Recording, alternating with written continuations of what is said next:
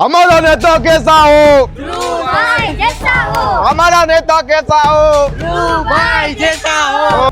નેતાજી આમ આપણે લાંબુ કઈ નથી ખેંચવાનું, કારણ કે આપણે હે ને ઇન્ફ્લુએન્સરો અને મીડિયાવાળાને ભેગા કરવાના, બાકી આમાં આપણો પ્રચાર સરખો નહીં થાય. તો તમે આ બેને બોલાવી લ્યો એટલે આપણો પ્રચાર થઈ ગયો. તો પછી બોલાવો ને, તમારી ઉપર તો રાખ્યું છે, ફટાફટ આ વખતે જ આપણે જીતવાનું છે. રેડી? भाई जैसा हो। નેતાજી પ્રેસવાળાને લઈ આવ્યો એટલે જવાબ હરખા દેજો, હું એને સમજાઈ દઉં છું ખૂણામાં જઈને, પણ તમે તૈયાર રહેજો. હું રેડી જ છું, તમે તે ફટાફટ કરો હાલો કામ.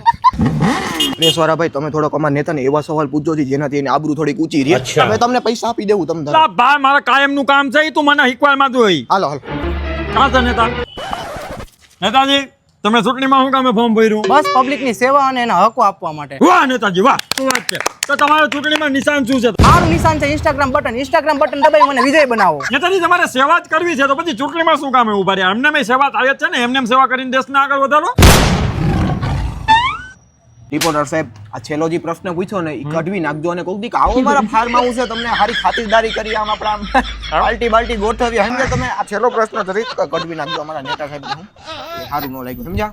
કાંઈ વાંધો નહીં, તે તો નીકળી જશે, કાંઈ વાંધો નહીં. ઓકે આ છેલ્લો પ્રશ્ન ને? તમારા કેમેરામેન ઓકે ઓકે હાલા મૂકી જાય. હા ગાડી 4 વ્હીલ છે મારી પાસે.